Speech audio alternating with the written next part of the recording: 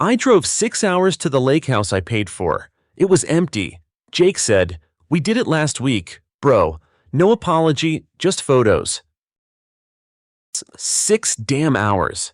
That's how long I was behind the wheel, half running on gas station coffee and blind hope, thinking I was about to surprise my family at the getaway I planned.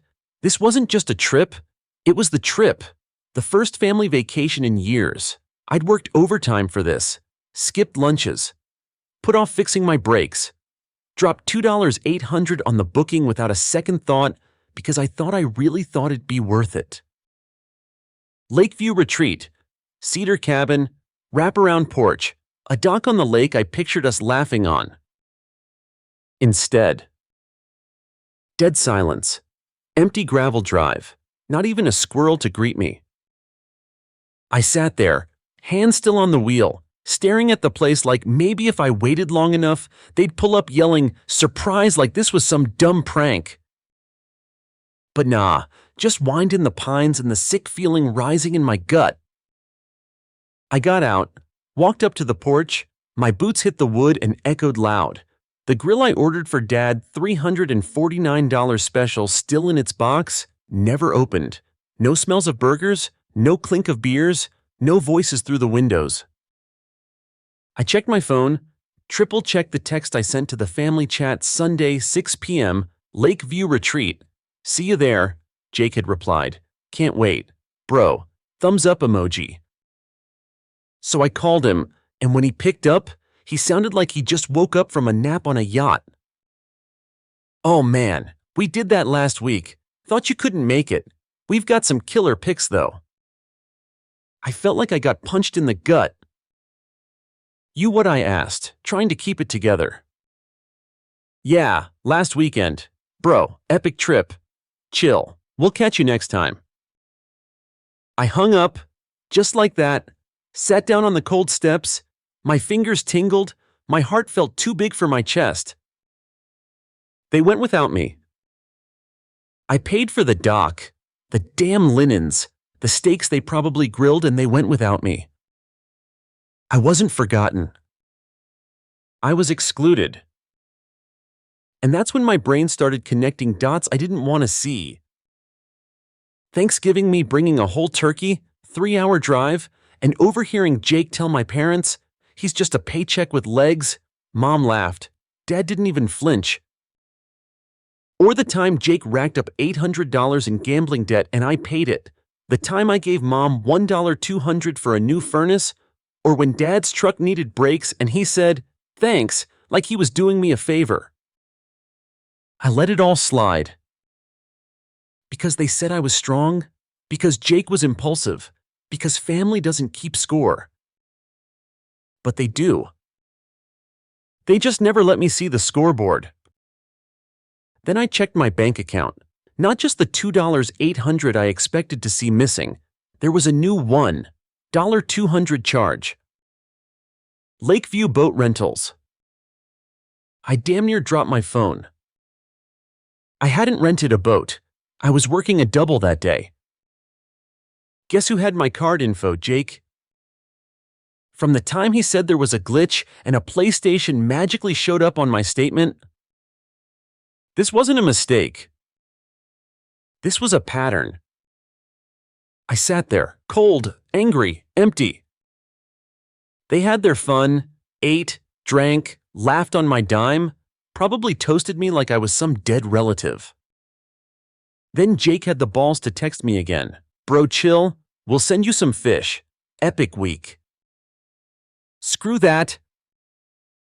They took my money, my effort, and spat in my face. And now I was done being the strong one, the fixer, the ATM. Tomorrow, I'd start gathering everything. Bank statements, text receipts, proof. Because they weren't going to gaslight me out of this. They thought they could just forget me, cut me out. But I'm not fading into the background this time. I'm coming back with fire. Next morning, I woke up like I'd barely slept. Maybe I hadn't. My mind had been going full tilt all night, turning over memories, past arguments, half apologies, and that damn charge on my card, $1.200 for a boat I never set foot on. I didn't cry. I couldn't. I was too angry for that. Instead, I sat down at my little busted-up kitchen table, laptop open, coffee going cold, and started gathering every single receipt I could find. Every time I bailed them out, every loan that never got repaid, every time I picked up the tab because it's just easier that way. There were so many, it was sick. Jake's poker debt, Mom's heat, Dad's new fishing gear, groceries when they forgot rent, birthday gifts for cousins whose names they couldn't even remember. I built their comfort. Man, I was the safety net, the fixer, the fool. And they left me out like I was an afterthought. Screw that.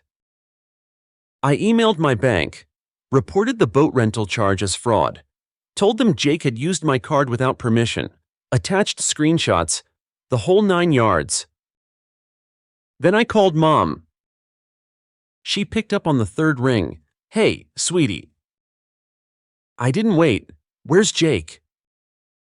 Silence. Then that tone, the one she uses when she's trying to smooth everything over. He's at home. Why? He charged my card for that boat. $1.200, Mom. Another pause, then a sigh. He didn't mean it. Didn't mean it. He wanted to make it special for us, she said. He said you couldn't come. We didn't want to make it weird. Make what weird? I paid for the whole thing. She got quiet again. Why didn't anyone call me? I asked, my voice shaking. Why not just include me? She didn't answer. That told me everything. I hung up. I didn't need to hear her defend Jake one more time. Not today. I texted him next. Just sent the screenshot of the charge. No words. Let the numbers speak. He replied 3 minutes later. Yo, chill. I was gonna pay it back. Damn. Right. Like the PlayStation or the Vegas trip or Mom's new tires. I stared at the screen. My thumb hovered over the keyboard. Then I blocked him. And then I did something that felt way overdue. I posted in the family group chat. FYI, Jake used my card again. Reported to the bank. Cops might follow up. I'm done covering for him and for all of you. Then I left the chat. Instantly, my phone lit up. Missed calls from Dad, Mom, even Aunt Bev. Messages flooding in. I didn't answer any of them. I needed to breathe, to think, to not be guilted into silence. So I grabbed my keys, jumped into my truck, and drove. Nowhere in particular, just away. I ended up at a diner on the edge of town, the kind with sticky menus and burnt coffee, but it was quiet, and that's what I needed. I sat in the booth, replaying everything, every time I was expected to give, to show up, to smile through it, and every time they laughed at me, not with me. And then something hit me, something I'd missed. Last month, I noticed my old guitar was gone. The vintage Martin, my grandpa's. I'd stored it at Mom's because I didn't want it to get banged up during my apartment move. Gone. I'd asked Mom about it back then. She brushed me off, said maybe I'd misplaced it. I believed her. Why wouldn't I? Now with all this, I pulled up my email. I'd linked that guitar to a pawn tracking app forever ago just in case. And boom, there it was, a listing from 2 weeks before the lake trip. Vintage Martin, $300, sold. My chest went tight. The seller named Jake. Of course. He pawned Grandpa's guitar to rent a boat, then took a joyride with the family I thought I still had. I slammed my hand on the table hard enough to make the waitress glance over. I gave her a nod. It's cool, just life. I drove straight home. Every mile felt like a fuse burning shorter. This wasn't about the money anymore. It was about respect, or lack of it, about being used like a tool and tossed aside when the job was done. I didn't even text first. I just pulled up to my parents' place that night, folder in hand, rage burning cold and clean. Jake was on the couch, as usual, playing some video game like nothing was wrong. Dad was in his recliner, beer in hand. Mom was baking or pretending to be. I dropped the folder on the coffee table. "What's this?" Jake asked, barely glancing up. I flipped it open. Every dollar I've given this family, every favor, every debt, every lie. Mom froze. Dad frowned. Jake smirked. "This about the boat thing," he said. "Dude, chill." "I reported you," I said, calm, measured. "Cops are coming." I gave them the texts, the receipts. Jake's smile fell off his face. "What the hell, man? You stole from me." "It's not like I held a gun to your head," he snapped. Mom stepped in, frantic. "He didn't mean it. He's impulsive. You know how he is." "That excuse is done," I said. "I'm not covering anymore." And then, from the kitchen, Aunt Lisa stepped out. I didn't even realize she'd been there. "I heard them. She said, at the lake, Jake bragged about using your card, said you'd never notice. Everyone laughed." You could have heard a pin drop. Jake's face went white. Dad stood up, angry. "You can't do this to your own brother." "He did it to me first," I said. I turned, walked to the door. "You'll hear from the bank," I said, "and maybe the cops." Then I left. I didn't look back. Not this time. That night, I didn't sleep. I just sat on my crappy couch, wrapped in a blanket that smelled like warehouse dust and bad decisions, watching the streetlights flicker through my blinds. My phone buzzed like crazy calls from Mom, texts from Jake, one from Dad that just said, "Grow up." I ignored them all. It wasn't just the boat, or the cabin, or even the damn guitar. It was everything. Every moment I'd been told to be the strong one, while they ran wild, screwed up, and let me clean the mess. It was the way they laughed behind my back while holding out their hands, the way they made me believe I was part of something real when I was just the guy footing the bill. And maybe worst of all, they never thought I'd do anything about it. Until now. The next morning, I filed a fraud affidavit at the bank, sat across from this tired-looking woman in a gray cardigan who blinked at the stack of documents I handed her like, "Damn, this guy came prepared." She asked if I wanted to press charges. I said yes. Let the police decide what to do. Let Jake face something that couldn't be smoothed over with he's impulsive and a goddamn cookie tray. I went back to work that afternoon. Clocked in like nothing had happened. Everyone at the warehouse was too tired to notice I was unraveling, which was honestly kind of perfect. That night, I got a message on Facebook from a name I didn't recognize at first. A guy named Marco. Turns out, he was the clerk at the pawn shop where Jake sold my guitar.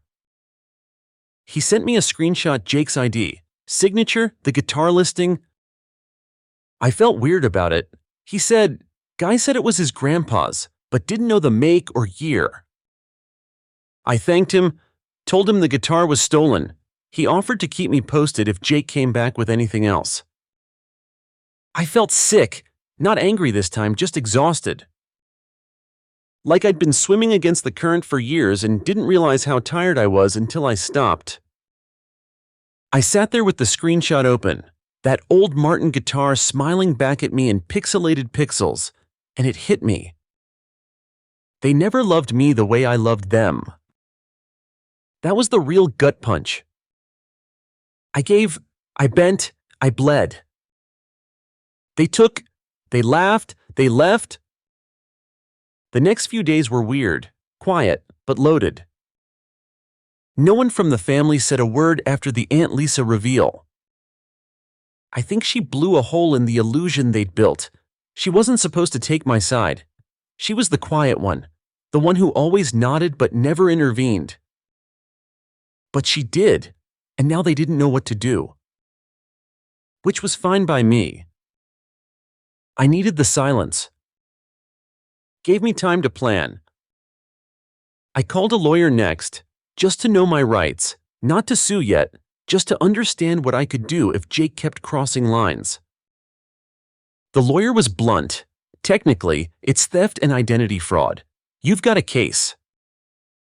I asked about the family angle. Doesn't matter, he said. Blood doesn't excuse crime. And there it was. Blood doesn't excuse crime. The next morning, a cop showed up at Jake's door. I wasn't there, but a friend who lived a few streets over texted me like 5 minutes after it happened. Dude, cops at your bros? WTF is going on? I just sent back long overdue. Later that night, Mom called. Her voice was tight. You called the police on your brother. I stayed quiet.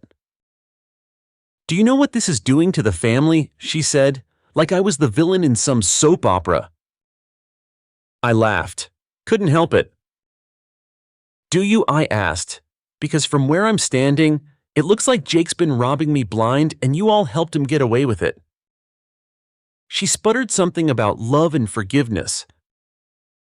I said, love doesn't look like theft, and forgiveness doesn't come without change. Then I hung up. Next day, I got a Venmo request from Dad, $1.500. Label, paying you back, let's talk. I declined. And blocked him too. You don't get to slap a $sign on guilt and call it closure. I started writing again, not for revenge, just for me, just to get it out. Posted a thread on Reddit, told my story, names changed, left out some of the details, but kept the bones. It blew up. Thousands of upvotes, hundreds of comments, messages from people saying they'd been used by family too, that they'd been the fixer, the rock, the silent one who never asked for anything until they cracked. Someone said, dude, you're not alone. I needed to read this. That hit different because maybe I wasn't alone. Maybe there were more of us people raised to believe loyalty meant silence, that love meant self-sacrifice, that being strong meant letting others bleed you dry. But screw that. Being strong means knowing when to say enough. Jake tried texting me again the next day. Cops are saying I could get probation. WTF, man, you're ruining everything. I didn't reply. Didn't owe him anything. Then, a week later, I got a letter. A real one, like stamped and sealed. From Aunt Lisa. Short and simple. I'm sorry I didn't speak up sooner. I saw what they did. I just didn't know how to help. But I'm proud of you. You're not wrong. You never were. I sat on the floor and read that letter 3 times. She'd been there, watching, like me, just quieter, just scared. But she saw me. And that mattered. I pinned her letter above my desk. Let the rest of the silence stay where it was. I stared at that letter from Aunt Lisa for a long time. It wasn't long, barely a paragraph, but it hit like a sledgehammer in slow motion. Not because it fixed anything, but because it was the first time in my entire life someone in that family told me I wasn't crazy for feeling used. You're not wrong. You never were. God, just reading that made me want to punch a wall and sob at the same time. She saw it. All those years, I'd stayed quiet while Jake spiraled, and Mom said he's just impulsive like it was a damn personality type. All those dinners where I was the one doing dishes while they laughed in the next room, talking over me like I wasn't even there. Aunt Lisa was there too, and I thought she didn't care, but maybe she just didn't know how to help. That made her letter hit deeper. It made me feel seen, just once. I taped it above my desk, right next to the screenshot of the $1.200 boat charge, like proof, not of pain, but that I wasn't imagining it. And then I did something that surprised even me. I booked a one-way flight to Oregon. No plan, no job lined up, just a gut feeling and a weather app that promised clean air and silence. That night, I packed a single suitcase, grabbed my laptop, my hoodie, the guitar I bought secondhand to replace Grandpa's, and left the rest behind. Furniture, kitchen crap, TV, left it all. The apartment lease was up in 2 weeks. I texted the landlord to let him know I'd be gone by Friday. Then I turned off my phone. I didn't want to know what new version of guilt Mom had cooked up, or if Jake was finally facing real consequences, or if Dad was still pretending I didn't exist. I needed distance. Not just physical. Emotional. Spiritual. Whatever you want to call it when the last rope breaks and you finally feel weightless. The flight was quiet. Some kid next to me played a game on his tablet for 6 straight hours. I stared out the window like I was in a sad indie film. And you know what? It was kind of cinematic, in a tragic but freeing kind of way. I landed in Portland with $1.428 in my checking account and no clue what came next. But I'd never felt more in control. I crashed at a cheap motel the first night, no plans, no job, no noise. The silence was loud at first. I wasn't used to being alone without being lonely. But after a while, it felt like breathing. 2 days later, I walked into a local cafe called Juniper Brew to ask about a job. The owner, this wiry dude named Matt with a sleeve of fern tattoos, hired me on the spot after I told him I could wash dishes and didn't mind late shifts. It paid crap, but it was enough. And for the first time in years, nobody there knew me as the reliable one or Jake's brother or the guy who always picks up the tab. I was just Alex, the guy who shows up, scrubs pans, drinks too much coffee, and keeps his head down. It was peaceful. That weekend, I played my guitar at an open mic, nothing fancy, just a dusty cover of Springsteen and a couple half-finished verses I wrote in a motel notebook. People clapped. This older woman in the front row wiped her eyes. Afterward, she came up to me and said, "That last one was that about a family who forgot you." I nodded. She hugged me. Didn't even ask my name. I think she just needed to know she wasn't the only one. That moment stuck with me. More than any letter, more than any text, more than any apology that never came. There are more of us. People who gave everything and got left out of the picture they helped frame. And that means I'm not broken. I'm just done pretending I wasn't bleeding. Back in the motel that night, I finally turned my phone back on. 27 messages. The most recent was from Jake. "Mom's a wreck. You really going to blow up the whole family over a misunderstanding?" A misunderstanding. Like stealing my money, pawning my guitar, lying about the trip, using my name was just a whoopsie. I didn't respond. Didn't even read the rest. Instead, I made a new rule for myself. No more responding to people who only reach out when they've been caught. It was freeing. Later that week, I started journaling again. Just short pieces, little memory fragments. The first entry was titled, "The Day I Stopped Being Their Doormat." Another was, "What $1.200 buys you hint, not family." Ew. I posted a few online, got DMs from people who said they cried reading them. One person messaged, "I thought I was alone. I thought it was just me. That made something shift in my chest. Like maybe this wasn't just about revenge. Maybe it was about building something new from the ashes.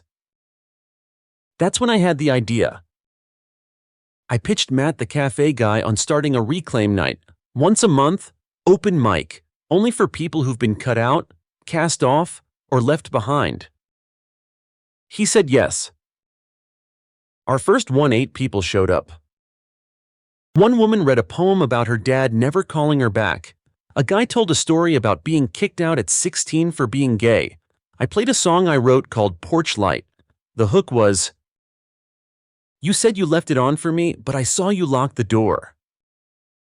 Yeah, that one hit hard.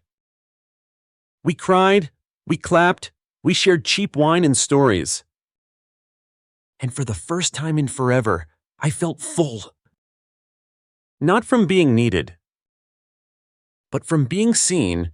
3 weeks after the first reclaim night, something weird happened. I got a letter in the mail. Real paper, real envelope. No return address, but I knew the handwriting before I even opened it. Mom's looping. Too perfect cursive. She always wrote like someone trying to win an award. I stared at it for a while, like it might explode. Then I opened it. It was 3 pages, lined notebook paper like a teenager's diary. She started with "Dear Alex," which already felt weird. She hadn't called me by my name in years. It was always "Sweetie" or "Hun," something soft that made it easier to brush me off. She wrote about how much she missed me, how things got out of hand, how Jake didn't mean to hurt me, and how Dad doesn't know how to express his feelings. She said the cabin was a miscommunication, that they thought I was busy, that no one expected the police to get involved, that I was better than this kind of drama. No apology, just explanations, excuses dressed in Hallmark phrases. And at the bottom, "Come home, let's fix this, we're still family." I read that last line about a dozen times. Still family. Still. Like they hadn't sold that idea off for parts a long time ago. I folded the letter up, walked outside, and burned it in a tin bucket behind the cafe. Matt walked by halfway through and just nodded, didn't even ask. That weekend, I told the reclaim crowd about it, didn't name names, just said, someone who hurt me sent a letter pretending they didn't. Everyone understood. Nobody asked, "Did you reply?" Nobody said, "Maybe you should give them another chance." They just listened. That kind of listening, it heals more than therapy sometimes. Reclaim nights started growing. 15 people, then 22. Then we moved it from the cafe to the local rec hall. Word got around. Someone started a TikTok account. Clips of songs, poems, rants. We went a little viral. A producer from a podcast messaged me. "I think people need this," she said. "The honesty, the bite, the reality." I laughed, told her I wasn't a public speaker. She said, "You already are. You just don't know it yet." A week later, she flew out and recorded 3 episodes with us. One focused on my story. I told it clean, no frills, no edits. Told them about the cabin, the card, the guitar. The line that made the biggest impact. Sometimes, the hardest thing isn't leaving the people who hurt you. It's accepting that they don't care enough to change. Hundreds of messages came in, emails, DMs, some from people who hadn't spoken to their parents in 10 years, others who were still trapped but dreaming of escape. One message stuck out. It was from a guy named Drew in Florida. "I listened to your story at 2 a.m. while sitting in my car outside my parents' house. I just found out my brother used my name to open a credit card. He maxed it out and blamed me. My mom said, 'He's going through a rough time.' I almost went back inside, almost forgave them again. Then I heard your voice say, 'They don't forget you by accident. They choose it every time.' So I drove away. Thank you." I cried reading that. Not because it was sad, but because it was power. Every time someone told me I was too dramatic, too sensitive, too much, it was just them trying to silence the mirror I held up. Now that mirror was working for someone else, and that felt bigger than revenge, bigger than any gotcha moment. It felt like legacy. Still, the family didn't go away completely. Jake sent another message, shorter this time. Can we talk just once? No parents, just us. I stared at it for a full day before responding. Why now? He replied, because you changed, and I finally get why. I didn't believe him, not really, but I agreed to meet in public. Neutral ground. A bench by the river where we used to fish as kids. He showed up late, wearing the same hoodie he stole from me years ago. I let that go. He looked tired, not in the bad day way, but the life is catching up kind. He sat, didn't say anything for a minute. Then Mom says you hate us now. I sighed. I don't hate you. I just stopped trying to be needed. He nodded. That boat thing, I was gonna pay it back. Were you? He shrugged. Eventually. That's not the point. I said, it's not about the money. He looked at me, really looked this time. I didn't think you'd ever walk away. Yeah, you and everyone else. We sat in silence for a bit, just the sound of water and distant cars. Then he said, I saw the podcast clip. You didn't say my name. Thanks. I chuckled. Didn't have to. You already made yourself famous. He smirked. Touché. Then he got serious. I get it now. Why you left. Why you burned everything down. I didn't burn anything. I said, I just stopped holding it up. He nodded, then reached into his backpack, pulled out something wrapped in an old flannel shirt. It was my grandpa's guitar. The original. Pawn shop guy called me, said you'd been by, I bought it back. He handed it over. I stared at it, speechless. That doesn't fix anything, I said. I know, he replied, but maybe it's a start. I took the guitar. Didn't say thank you. Didn't have to. He knew, and for the first time, maybe he really did know. We sat for a while longer. Then I stood up, guitar in hand. He asked, You coming back? I shook my head. No, but I'm not running anymore either. Then I left, didn't look back. Didn't need to. It's been a few months since that bench by the river. Oregon winters are quiet, wet, but quiet. I hang the flannel-clad guitar on my apartment wall. It's dented, strings a little warped, but alive, a reminder of the past and a symbol of something new. Reclaim nights are monthly now. Usually 30-40 people show up at the rec hall. Stories, songs, poems.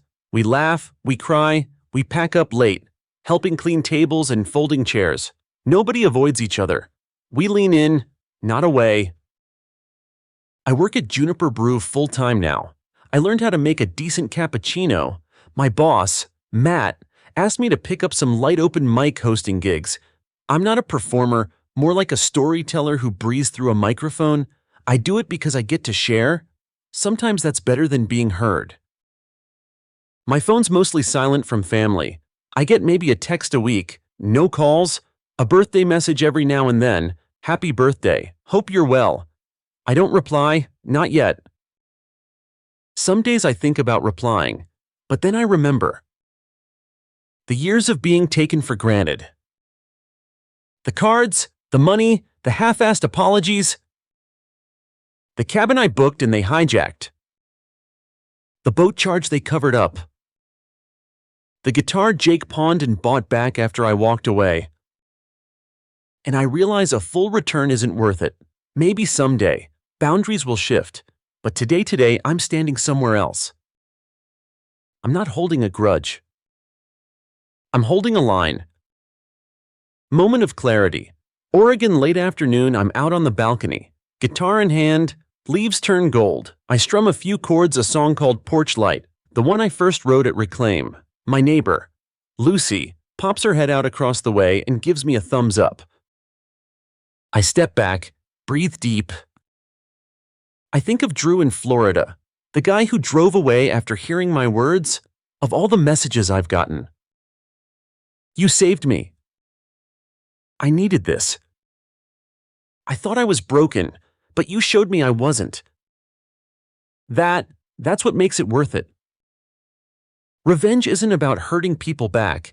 It's not about spectacle or humiliation. It's about reclaiming your power. It's about choosing silence over noise, but becoming louder through your own voice. Text from Aunt Lisa, this morning. Just came back from the lake. It's empty. Dad asked if I told you. I told him it's not your place anymore. Maybe someday. I smiled at that. No regret, no bitterness. Just gratitude that at least someone in that house saw me and finally spoke up.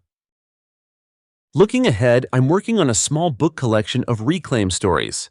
Some essays, a few songs, nothing huge or viral. Just real. Just honest. I dream about hosting a small tour cafe stages in tiny towns. People draw faces on napkins, clap for strangers, and share too close stories. I want to travel light but return heavier in spirit. I don't want a family reunion, but I do want connection. Final thought. Standing in my empty kitchen last night, I looked at the list of debts in my journal. One by one, I scratched them out. Boat charge bank resolved. Guitar returned. Emotional debt ongoing, but I'm the one paying it down. My hands were steady. My heart was lighter. I finally understood letting them take me for granted didn't make me generous. It made me invisible. So I stopped giving, and I started being seen. This is not the end of the story. It's the beginning of the me I never gave them permission to become. A man who left a cabin he paid for, only to build a life worth staying for. If you've ever been the giver, the fixer, the one who stayed too long, you don't have to burn everything down to find your way back. Sometimes, you just need to turn the porch light on for yourself and leave the rest in the dark. Story 2. Thank you so much for being here with us today. Before we jump into the story, I'd love to know where you're watching from. Drop your city in the comments now. Let's dive in. I'm Clara Evans, 36 years old, a freelance architect living in Boulder, Colorado. The mountains here stand tall, like silent promises of strength and endurance. My days revolve around my 8-year-old son, Leo. His sharp hazel eyes miss nothing. He's my anchor, my reason.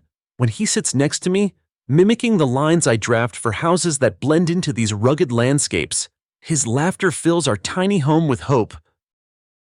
Marcus, my husband, used to be my partner in every sense. Tech entrepreneur, all charm and ambition. But lately his startup's been bleeding money. Though he won't admit it, he's become distant. His smile's tight, his temper sharp whenever I mention bills or my late nights trying to salvage my latest project. Marcus criticizes me. You're obsessed with projects, not frugal enough. He says, it stings, especially since I'm the one keeping us afloat. Then there's Julian, my younger brother, 32, drifting through life, leaning on Marcus for cash. He shows up with coffee or takeout, trying too hard, like he's rehearsing for a role he isn't ready for.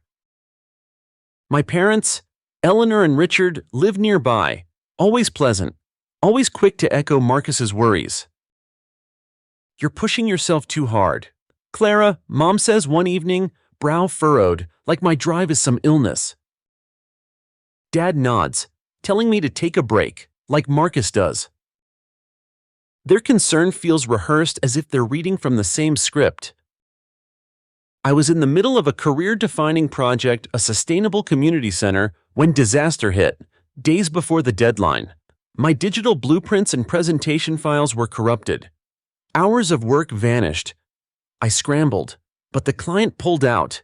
Furious. My reputation tanked. I stared at my laptop, heart sinking. I questioned every backup I'd made. Marcus was sympathetic at first. "Are you sure you backed everything up properly?" he asked, voice soft but pointed. "You've been so stressed lately." His words cut deeper than the loss, planting doubts where I couldn't afford them. Did I mess up? The blow left us leaning harder on his shaky income. I felt smaller, less certain, as if the ground beneath me was shifting. Marcus's late-night calls, filled with vague talk about investors, kept me awake. Julian's awkward hovering, Mom and Dad's synchronized worry.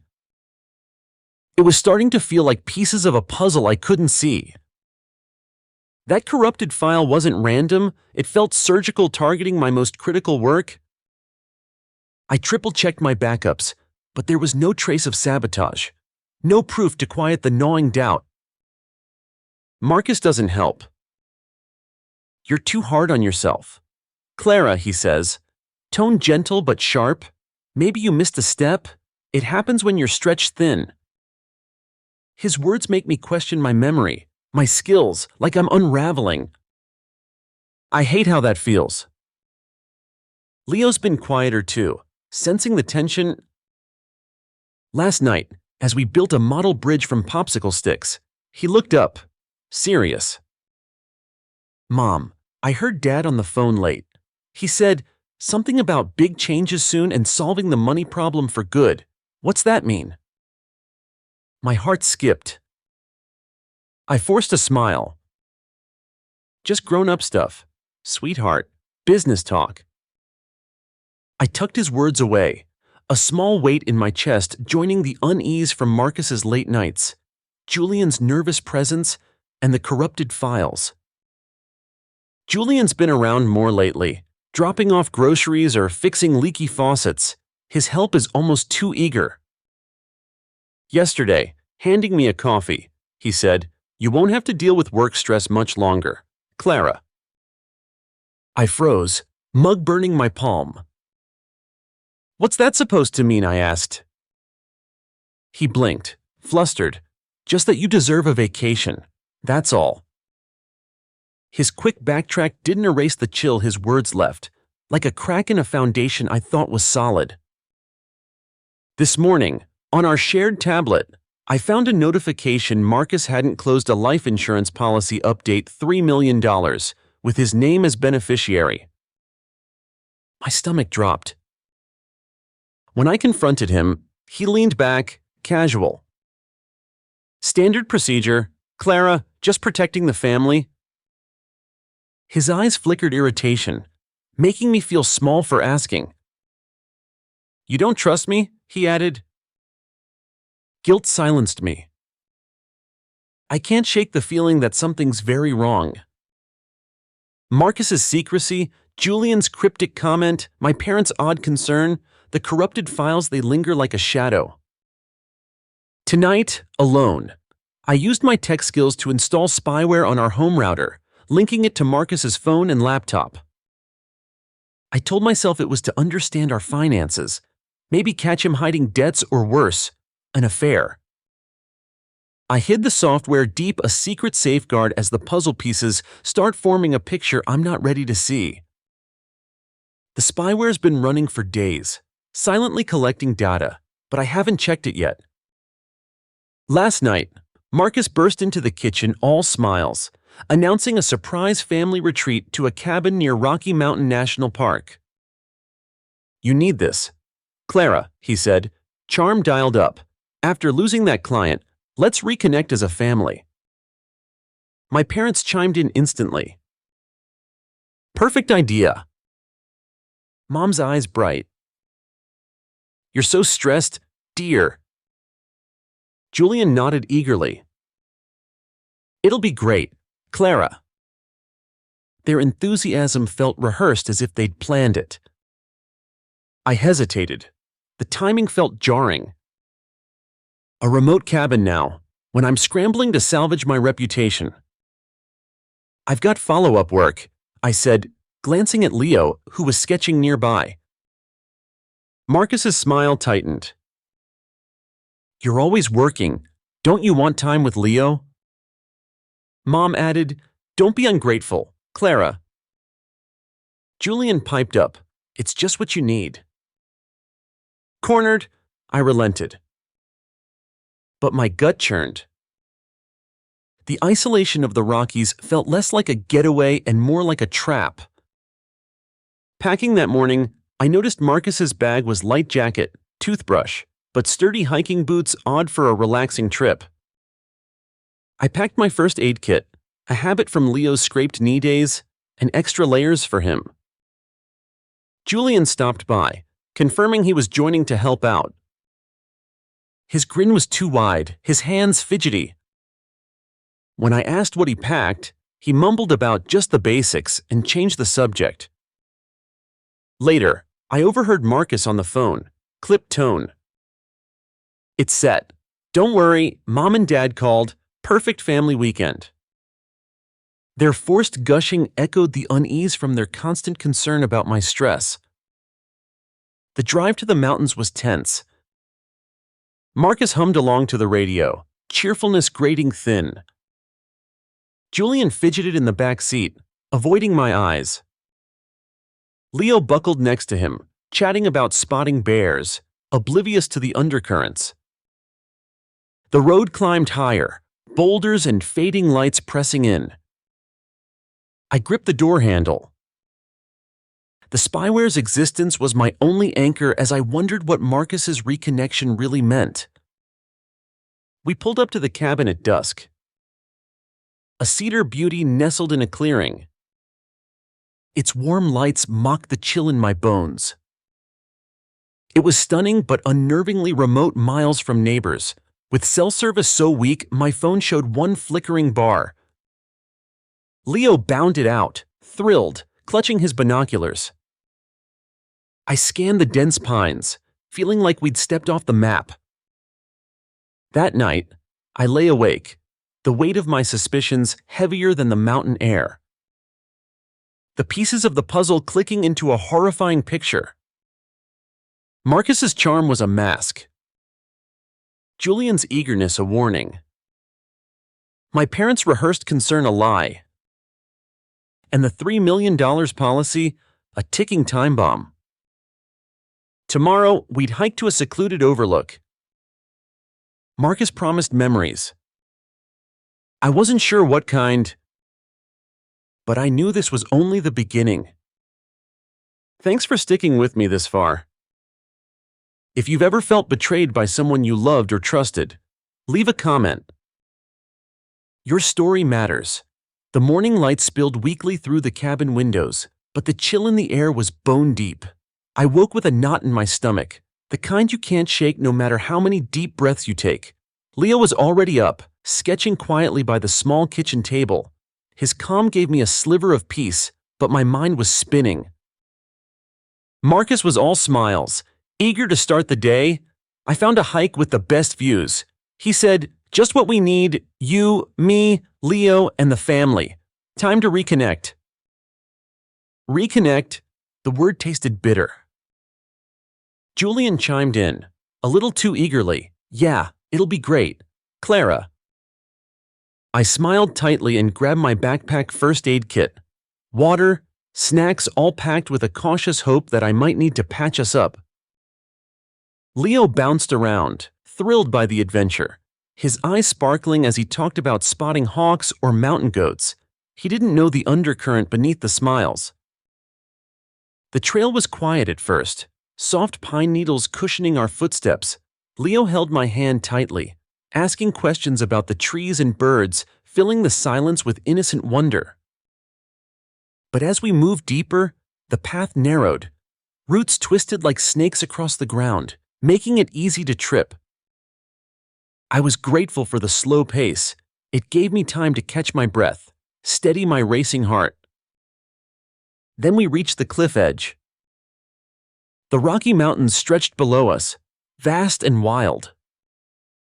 A breathtaking view? Yes, but my heart clenched. Marcus slid an arm around me, his touch cold and possessive. "It's beautiful, isn't it?" he whispered, voice silky but edged with something else. "A place for new beginnings." He looked at me then, his eyes sharp and unyielding. "That $3 million policy, it's our way out."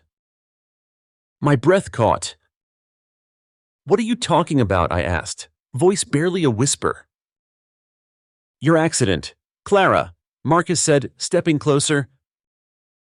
"It solves everything." I stepped back. Julian appeared beside him, blocking the trail behind us. "We planned it," Julian said flatly.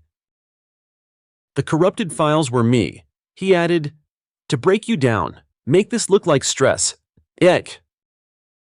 A wave of horror crashed over me. Leo, who had been looking through binoculars, suddenly grabbed my leg, trembling. "Mom!" His voice cracked. His fear stabbed through me, complicating their cold calculation. Marcus hesitated for a moment, eyes flicking to Leo, then pressed on. "It's too late," he said, voice flat. "This ends here." I clutched Leo to me, mind racing, praying the spyware I installed caught enough to save us. The cliff loomed behind them, a silent threat. My blood ran cold. Marcus's words echoed, "This ends here." Leo's small hand trembled in mine, his voice a fragile whisper. I pulled him closer, heart pounding. "Please, Marcus," I whispered, voice shaking. "We can fix this, your debts, everything." His eyes were empty. "No, Clara, it's done."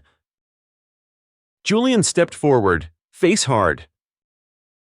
I lunged aside to shield Leo, but Marcus grabbed my arm, yanking me toward the edge. "Stop!" I screamed, twisting to keep Leo behind me. Julian hesitated, glancing at Leo's terrified face. But Marcus shoved me hard. My foot slipped on loose gravel. We tumbled over the cliff's edge. Time slowed. The world was a blur of jagged rocks and snapping branches. I curled around Leo, desperate to protect him. The fall was a nightmare. Sharp pain exploded through my body. We crashed onto a steep, forested slope. Dense ferns and tangled roots cushioned us just enough to keep us alive. Pain lanced through my left arm. It screamed, likely broken. My head throbbed, vision swimming. Blood trickled from a gash on my forehead. Every breath was fire. But I held Leo tight, whispering, "I've got you, sweetheart."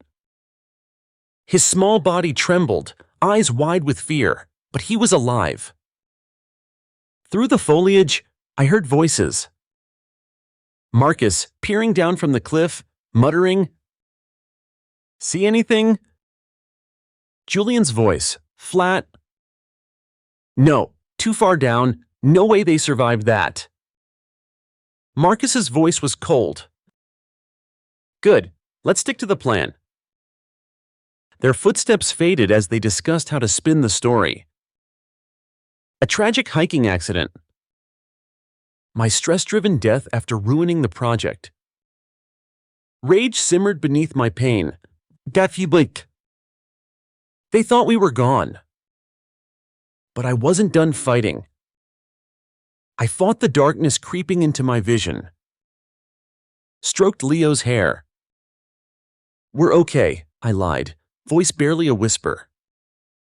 The immediate threat was gone, but we were stranded. Injured. Exposed to the mountain's mercy. My phone was likely smashed. The first aid kit lost in the fall. Leo's sobs were quiet, but his small body trembled. I clung to hope. The spyware might hold their confession. But first, we needed to survive. The pain was a living thing. Clawing at my broken arm and pounding head.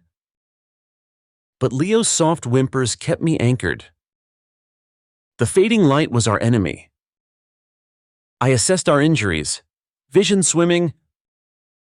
My left arm hung useless, swollen and fractured. My ribs ached with every breath. Blood crusted my forehead. Leo's face was scratched, knees bruised, but he moved without wincing. I'd shielded him from worse. "You okay, sweetheart?" I whispered. He nodded, eyes glassy with fear. Staying here was a death sentence. Marcus and Julian thought we were dead. But I wouldn't let their betrayal win. I forced myself to sit up, biting back a cry as pain lanced through me. "We need to move," I said. Leo spotted a faint game trail down the slope. Using a sturdy branch as a crutch, I pulled myself up. Leaning on my good arm, every step was agony. Leo clutched my jacket, his small hand trembling but steady. "Look, Mom," he whispered, pointing to a clearer path. He held a dented water bottle from my lost backpack, offering it to me. I took a sip, the lukewarm water grounding me. Darkness fell. The mountain air bit through my torn jacket. Owls hooted. Unseen creatures rustled. Leo's fear spiked. "It's just animals," I lied. My heart raced as I fought blood loss and despair. My legs wobbled, threatening collapse. I pictured Marcus's cold eyes, Julian's betrayal. The sabotaged files? The $3 million policy? I wouldn't let them bury us, defame. "Keep going, Leo," I murmured. He nodded, guiding me through a haze of pain and cold. Hours blurred. Just as dawn tinged the sky, my strength faltered. I stumbled. Leo cried, "Mom!" Over here, voices cut through the fog. Hikers shouted. A woman called for help. Rangers, alerted by Marcus's delayed fake missing report, swarmed the area. I collapsed, Leo's hand in mine as they lifted us onto stretchers. "They tried to kill us," I rasped, clinging to consciousness. The spyware's promise burned in my mind. We were alive. The truth was waiting. The rescuers' voices faded as I slipped in and out of consciousness. Leo's hand was warm in mine. "Thanks for being here. If you've ever felt betrayed or fought to survive against the odds, leave a comment below. Your story matters." The hospital room was sterile and cold, a sharp contrast to the wild mountainside where Leo and I nearly lost everything. My arm was in a cast, ribs wrapped tight, head still pounding from the concussion. Leo sat beside me, his small body bruised but steady, eyes wide with a mixture of fear and relief. He reached out, took my hand, and squeezed at my tether in the fog of pain and uncertainty. Detective Harding arrived that afternoon, a wiry man with sharp eyes that seemed to see through the surface calm. He pulled up a chair, his voice low and steady as I recounted the events: the shove, the fall, Marcus and Julian's betrayal, the $3 million policy, the sabotaged files. My voice cracked from blood loss and exhaustion, but I pressed on. Leo's quiet presence beside me kept me grounded. Harding nodded thoughtfully. "This isn't just an accident," he said. "There's planning here. Premeditation." He took notes as I detailed the spyware, how I installed it on our home network to catch Marcus hiding debts, or worse. What I didn't expect was that it would capture the full extent of their scheme. I handed over the login credentials. My secret weapon born of suspicion and fear. The police tech team dove in immediately. Within hours, they uncovered a trove of evidence: emails, texts, bank transfers, and most damning of all, audio recordings triggered by keywords like insurance and accident. They caught Marcus and Julian plotting in our kitchen, their voices cold and calculating as they discussed ending me and framing my stress and failure as the cause. My parents, Eleanor and Richard, were implicated too, hidden in a video call. Eleanor's voice was chilling as she said, "Stage it right and the payout's ours." The recordings were irrefutable, a digital noose tightening around their necks. Harding's face hardened as he reviewed the files. Conspiracy, attempted murder, fraud, all of it points to your husband, brother, and parents working together for that $3 million payout. The betrayal cut deeper than my broken bones, but the spyware's recordings were my vindication. It proved the gaslighting, the sabotage, the lies about my mental stability, everything. The hospital became our fortress. Leo slept in a chair beside my bed, the steady rise and fall of his breath a reminder of what I was fighting for. Each day, my body ached, but my resolve grew stronger. Within days, warrants were issued. Marcus and Julian were arrested at a motel on the outskirts of Boulder, their carefully rehearsed grief shattered when Harding played the recordings. Marcus's charm evaporated into curses. Julian stammered and broke under the weight of evidence. Eleanor and Richard were picked up at home, their facade crumbling when confronted with their own voices. The scripted concern they had shown me was exposed as a lie. News of the case exploded. Boulder buzzed with headlines: family murder plot foiled by architect spyware and tech twist saves life. Exposes betrayal. Reporters were captivated by the story of a mother's desperate caution turning into a digital ace against a web of deceit.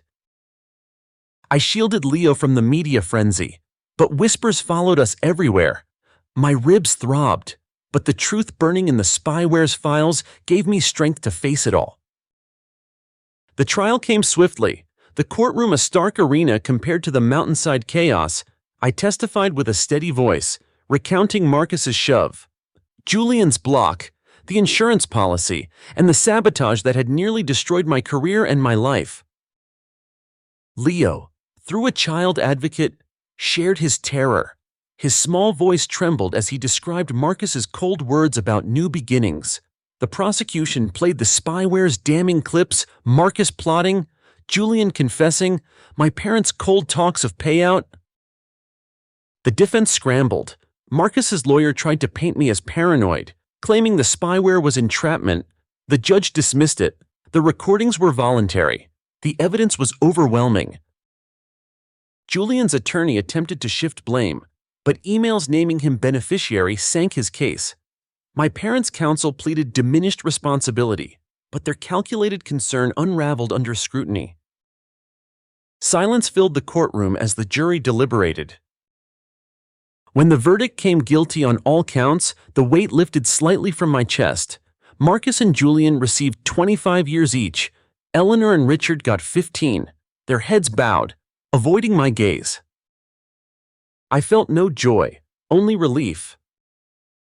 Leo squeezed my hand, his bruises faded, his trust in me unbroken. The spyware, born from doubt and fear, delivered justice. We left the courthouse knowing scars would linger, mine and Leo's, physical therapy for my ribs, counseling for us both, and the slow work of healing began.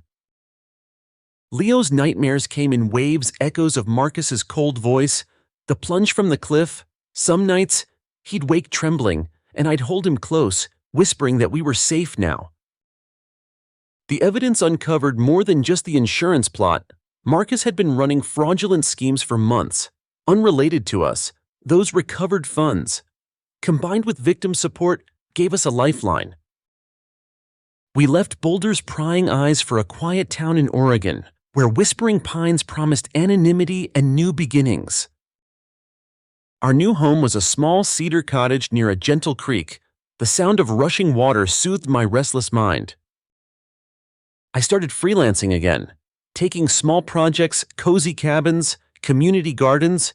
Each completed design rebuilt my confidence. Leo enrolled in a new school. Shy at first, he slowly blossomed, swapping stories about forest hikes and playground adventures. His sketches grew bolder, his laughter freer. We joined a trauma support group, where shared silences and nods from other survivors became anchors. Dr. Delilah Bennett, our gentle therapist, urged us to name our fears and face the past. Neighbors like Emma brought us soup and invitations to play. Leo's teacher, Miss Carter, noticed his art and encouraged him, planting seeds of hope. 1 year later, Leo and I hiked in a safe park, far from the cliff that nearly took us. The trail was wide and sunlit. Leo pointed excitedly at a deer, binoculars swinging from his neck. He sat on a log, reading a book about constellations, his head resting against my shoulder. I reflected on our survival. The spyware was born from suspicion, grew into our salvation. Healing was slow, the scars were deep, but we were free. Our family wasn't blood. Marcus, Julian, my parents proved that. But those who choose us friends, neighbors, helpers became our true family. Leia's steady voice, Emma's open door, Miss Carter's encouragement, they were our anchors. The future was uncertain. But as Leo traced a star in the night sky, I saw resilience in his eyes mirroring my own. We built a life on truth, not lies. Our bond was unbreakable. The pines swayed above, and I knew we'd keep walking, hand in hand, toward hope. Thank you for watching this story. Family can be love or pain. If you've ever felt mistreated or taken for granted by those closest to you, share your thoughts below. Your story matters. Months slipped by in a quiet rhythm, far from the chaos that once consumed us.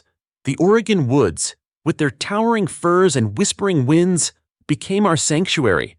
The cedar cottage, nestled beside the creek, felt like a breath of fresh air, a place where I could finally start to rebuild not just a home, but a life. I threw myself into work again, carefully choosing projects that fit my pace and spirit, cozy cabins for weekend retreats, community gardens that brought neighbors together, small sustainable homes that didn't just exist in nature but honored it. Each blueprint was a step away from the shadows Marcus and my family had cast over us. Leo adapted in ways that warmed my heart. His first day at the new school was nerve-wracking, but by the end of the week, he was laughing and trading stories with classmates. His sketchbook never left his side, now filled with drawings of tall trees, playful animals, and dreams of starships cruising through Oregon's endless sky. Our therapy sessions with Dr. Bennett helped us face the scars beneath the surface, naming the fear, the betrayal, the loss. It wasn't easy, but it was necessary. Leo's nightmares became fewer. I learned to quiet the weight of mistrust and anger that sometimes still bubbled beneath my calm exterior. Neighbors like Emma became part of our little circle of safety. Her warm smile and gentle spirit reminded me that kindness could still exist, untainted by greed or cruelty. Watching Leo play with Emma's children, I saw the first real flicker of a normal childhood since the cliff. One crisp autumn morning, as amber leaves carpeted the forest floor, I sat on the porch sipping coffee, Leo beside me with a notebook open on his lap. He traced the outline of a soaring eagle, his eyes bright with concentration. "You know," he said, not looking up, "I think we're lucky. I mean, not just because we survived, but because we found each other." I smiled, brushing a stray curl from his forehead. "Yeah, kiddo, we are." That day, I finally allowed myself to dream again, not about what was lost, but what could be gained. I imagined a storefront for the flourishing crumb, a cozy bakery filled with the scent of vanilla and cinnamon, where Leo's laughter would mingle with the clatter of rolling pins and the hum of community. Inspired, I sketched out plans on paper, letting hope lead my pencil. The dream felt fragile but alive. Reese Coington remained a steady presence, our bond deepening beyond the shared grief of his brother Finian's memory. His support was quiet, never overbearing, always respectful of the space Leo and I needed. One evening, over homemade stew in my modest kitchen, we talked about the future, not just mine or his, but the lives we hope to build.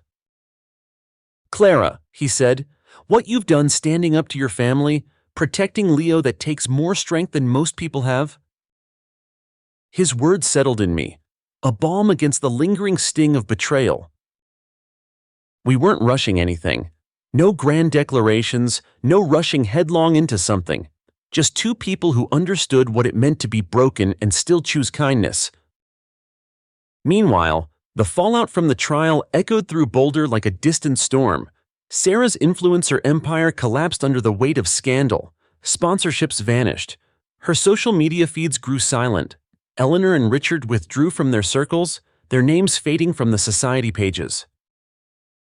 They reached out, voicemails dripping with false remorse, texts laced with manipulation, but I didn't answer. I had chosen peace over their guilt trips. Theirs was a downfall built on their own lies and cruelty, not my vengeance. Back in Oregon, the community we began to build became our new family.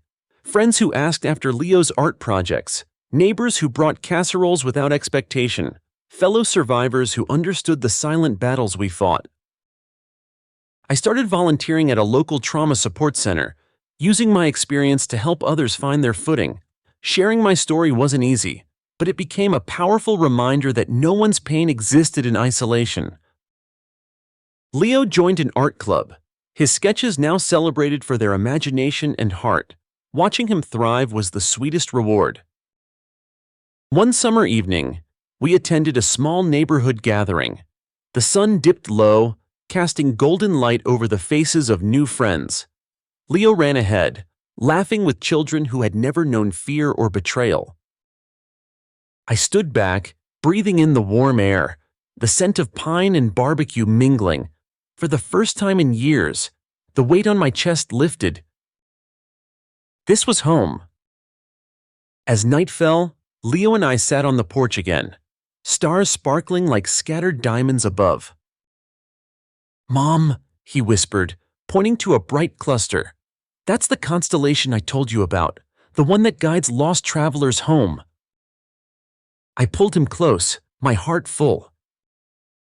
"We're home, Leo," I said softly, "and we're safe." Thank you for joining us on this journey. If you've ever faced betrayal, pain, or the challenge of rebuilding, know you're not alone. Please share your thoughts below. Your story matters. Story 3. It started with a text that knocked the wind out of me. Mom's voice on the phone, trembling but commanding. "Elias, your sister Sarah's in trouble again. You have to fix this." Then her parting words, cold and sharp, "Fix it like always." I just stared at my phone and said, "No." She gasped like I'd just punched her. That's when I knew the gloves were off. Before we dive deeper, drop a comment. Where are you watching from? City, state, country, anything? Let's get this story rolling.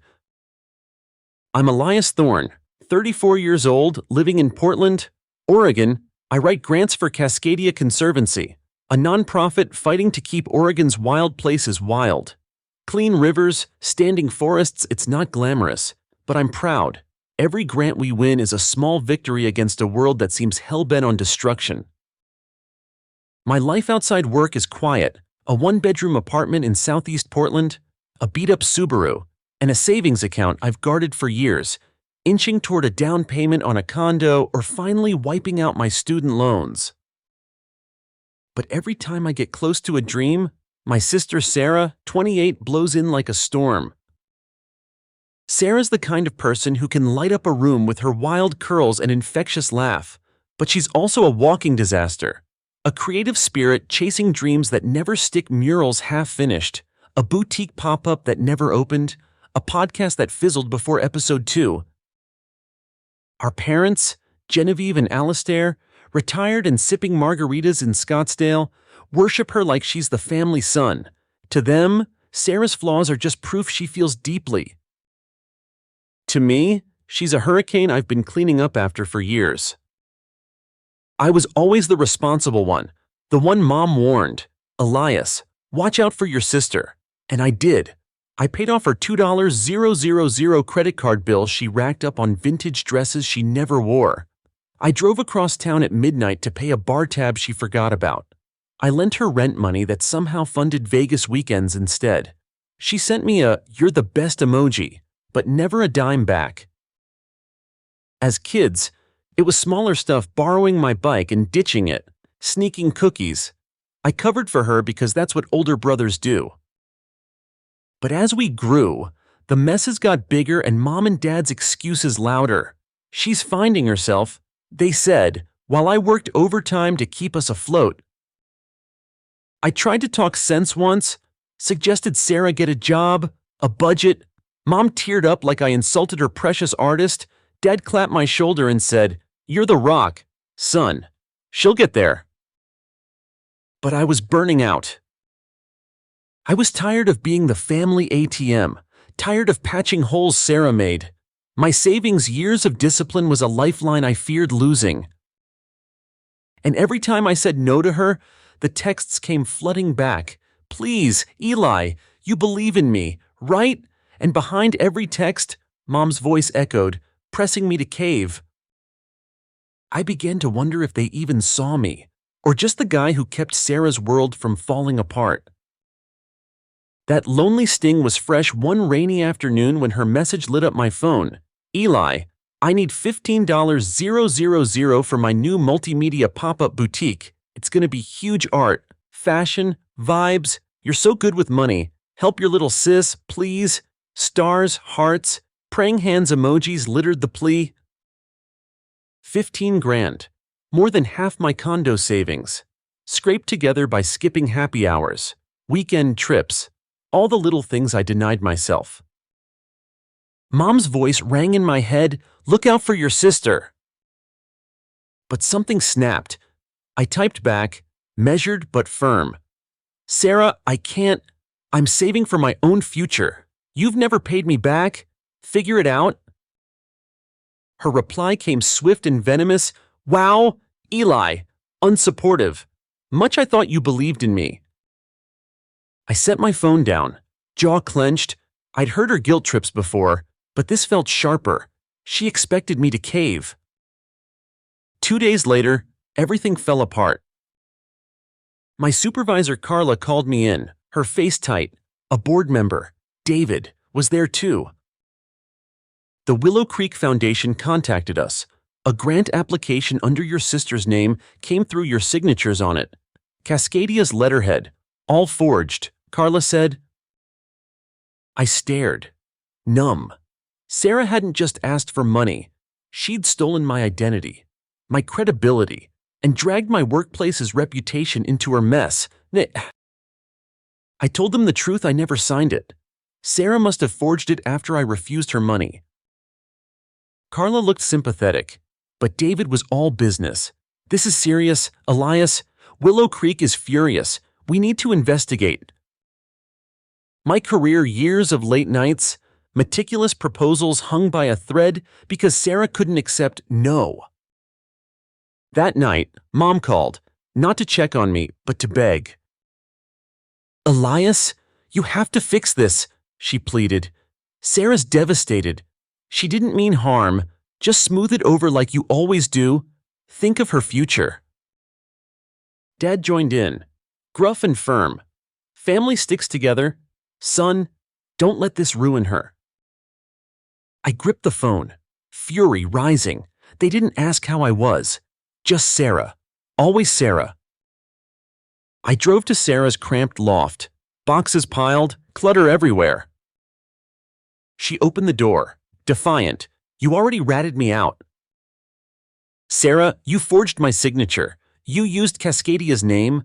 Do you understand how serious this is?" She shrugged, tossing curls. "Willow Creek's loaded. Eli, they won't miss it.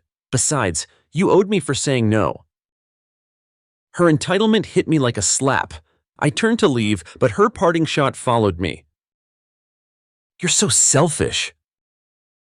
Rain hammered the Subaru's roof on the drive home, fury mixed with betrayal. Sarah wasn't just reckless, she was dangerous. And Mom and Dad, they'd rather I take the fall than watch their free spirit face consequences. That night, I sat alone, the forged grant burning a hole in my thoughts. Grief gnawed years spent holding Sarah's world together while mine frayed. I remembered clearing her credit card debt after college, wiring rent money, lying to landlords. Every sacrifice was a pebble in a jar, now overflowing and crushing my dreams. The investigation at Cascadia tightened. Carla and David questioned me daily. Colleagues whispered doubts. My reputation built on honesty and hard work crumbled. Mom and Dad called, their voices a duet of manipulation. Elias, you can't let Sarah face charges. She's fragile. You have to fix this. But Sarah had already torn us apart, forging my signature, risking my career, and dragging me into her chaos. I was done cleaning up after the hurricane. The days that followed were a nightmare. Cascadia's office felt like a cage. Everyone glanced my way with those quiet looks, half sympathy, half suspicion. I wasn't just the grant writer anymore. I was the guy whose sister had almost destroyed his career. I buried myself in work, desperate to prove I was still the Elias who wrote flawless proposals, the one who fought tooth and nail for Oregon's wild places. But every time my phone buzzed, my heart skipped. Mom, Sarah, more guilt trips disguised as concern? Elias, please, you don't understand. Sarah's a creative soul. You have to forgive. I muted the calls, blocked the texts. Therapy was a new thing for me. At first, I thought it was just talking to a stranger about my mess. But Dr. Lynn helped me see the tangled web I'd been caught in. I was the family's rock. Yes, but also their scapegoat. The fixer of broken things. The one who should never say no. She called it enmeshment. I called it exhausting. Meanwhile, Sarah wasn't done. When the foundation launched its investigation, she retaliated. Anonymous emails flooded my inbox at work, accusations of yelling at board members, unprofessional conduct, even rumors I was being investigated for embezzlement. All lies, but damaging. At Cascadia, I had allies. Carla stood by me, reminding the board and the foundation of my integrity. But the whispers among coworkers were poison. One day, I caught an email traced to a coffee shop near Sarah's loft. My own sister was trying to ruin me from just a few blocks away. It hurt. Deep. I thought of all the times I covered for her the stolen bike, the unpaid bills, the credit card debts. I had believed it was love, loyalty. Now I saw it was a role I'd been forced into, the good son, the fixer, the wallet. One night, flipping through old family photos, I found one from our teenage years. Sarah laughing by a Scottsdale pool, splashing me, carefree. I'd lied for her then, as always. But that night, I didn't want to be the hero anymore. The board meeting was my chance. I stepped into the conference room, hands shaking slightly but voice steady. Sarah and Mom sat there, faces masks of fake remorse. Dad was silent, eyes flickering between us like a judge weighing guilt. Carla, David, and 2 reps from Willow Creek were there too, papers and tablets ready. Sarah spoke first, syrupy and rehearsed. It was a mistake. Elias, I got carried away. You could have helped me. Mom nodded, eyes glassy. He's always guided her. If he'd just done his part, none of this would be happening. Their words cut like knives. But I had my own. I laid out every piece of evidence: the forged grant, the anonymous emails, the email thread between Sarah and Mom plotting the whole thing, Mom's voice on that email calling Willow Creek an easy mark and telling Sarah, Elias will handle any fallout. The room fell silent. Sarah's face crumpled. Mom gasped, the facade cracking. Dad's jaw tightened. For once, he said nothing. Carla nodded in quiet approval. The foundation reps scribbled notes furiously. I said, "You betrayed me. Sarah with the forgery, Mom with the scheming. I'm cooperating fully with any legal action, and I'm done with all of you. No more fixing, no more contact." I looked to Dad, hoping for some sign regret, understanding. Nothing. Just silence. I walked out, the door clicking shut behind me like a full stop on the life I'd known. The fallout was swift. Willow Creek filed a formal complaint against Sarah. Cascadia backed me fully. Sarah's reputation imploded. She was forced into legal restitution, and last I heard, she was working at a coffee shop, scraping to pay her fines. Mom and Dad's marriage started to crumble. Dad moved out, unwilling to forgive Mom's role in this mess. I heard all this through a distant aunt, not from them. After I blocked their numbers and changed my email, I was done being the family's go-to fixer. One voicemail slipped through from Mom. "Elias, how could you destroy our family?" I deleted it unread. Therapy with Dr. Lynn helped me see I hadn't destroyed anything. I'd stopped carrying a burden that wasn't mine. It was slow, unraveling years of being the rock, the payer, the liar. But each session lifted a little weight. I moved to a quieter apartment near Forest Park, where the trees drowned out the city noise and, somehow, the noise in my head. I threw myself into work again, securing grants that mattered like a project to restore salmon habitats. Outside of work, I built a new life. I joined a hiking group, found friends on muddy trails, sharing thermoses of coffee and stories. A guy named Javier admired my sketches of the Willamette River and nudged me to join an art meetup. At first, I was rusty, but drawing felt like reclaiming a lost part of myself. I wasn't ready to date, but Javier's sister, Lena, made me laugh like no one had in years. I let myself imagine a future filled with connection, not chaos. Sarah sent a letter months later. "I'm sorry. Eli, I'm in counseling, paying my dues, I get it now." I read it, then put it aside.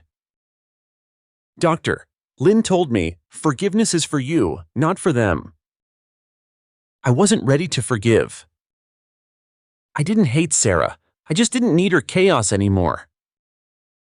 Mom and Dad were shadows now, not anchors. One day, while sketching under the tall Douglas firs in Forest Park, I felt peace. Not just relief, but a solid, quiet strength. The boundaries I'd drawn in that boardroom had become my shield. Portland's green stretched around me vast and open like a blank canvas. And for the first time, I was ready to paint my own life. Life after the boardroom was a strange mix of relief and emptiness. I wasn't the family's fixer anymore. I was just Elias, plain and simple. No debts to pay, no messes to clean up, no one calling with an emergency. But that freedom came with a cost I hadn't fully understood until the silence set in. I'd spent so long defining myself by what I did for Sarah and the family that waking up to just me was disorienting. At Cascadia, things slowly returned to normal. My colleagues stopped whispering, meetings resumed without pointed looks. Carla's support never wavered, but I could tell the trust damage wasn't going to heal overnight.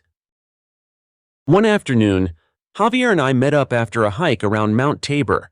The sky was clear, the air fresh with pine and damp earth. We sat on a bench, sharing coffee from a thermos. I pulled out my sketch pad and showed him my latest drawing, a rough outline of the forest canopy. "You've got a good eye," he said with a grin. I smiled, feeling a warmth I hadn't felt in ages. The simple act of creating was becoming my therapy. a balm for the wounds I couldn't yet put into words.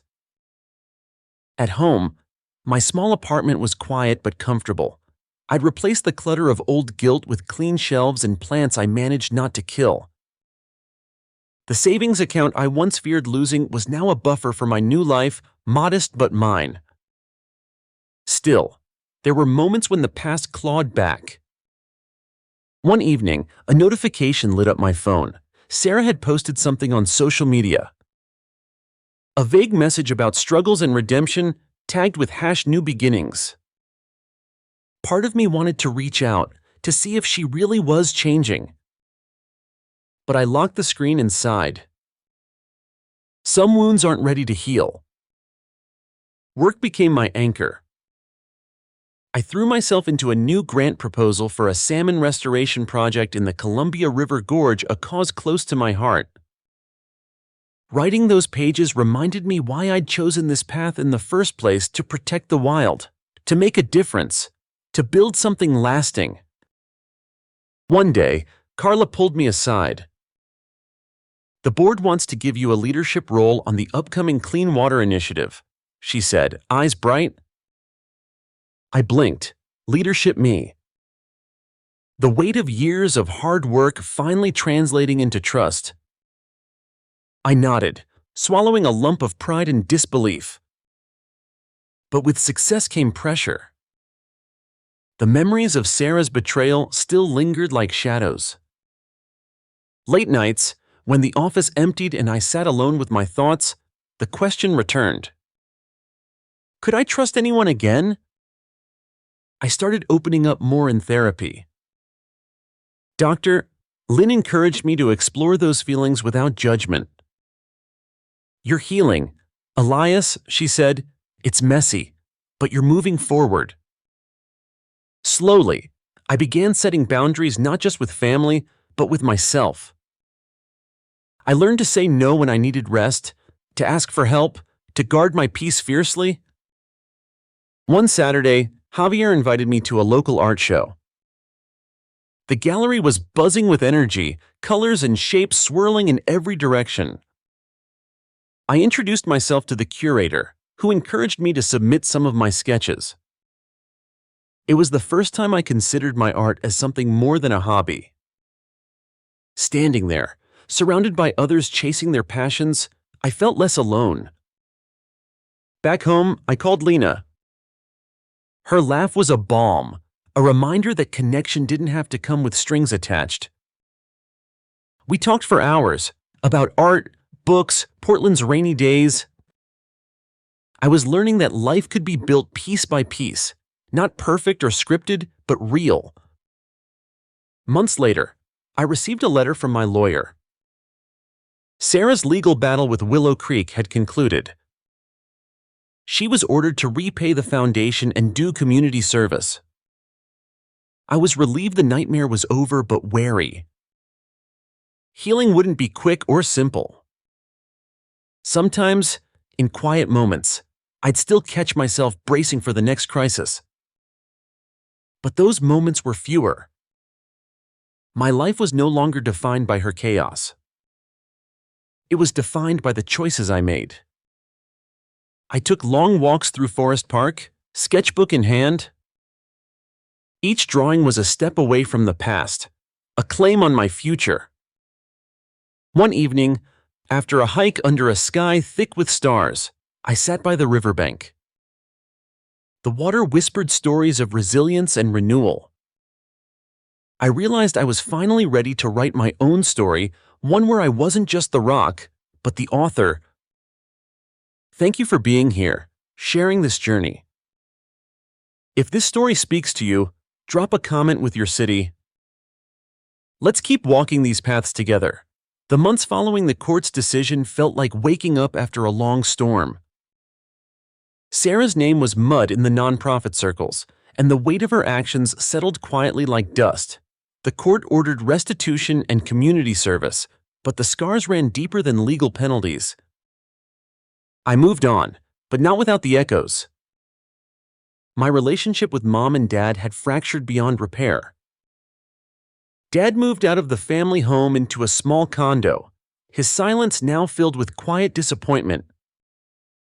Mom retreated to Scottsdale, nursing her regrets and drinking margaritas like they could wash away years of complicity. Their calls stopped, texts went unanswered. I was a ghost in their world. At first, it stung the absence of family, the severed ties.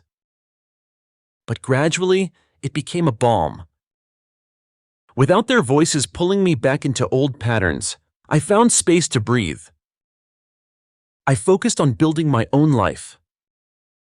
My apartment near Forest Park became my sanctuary.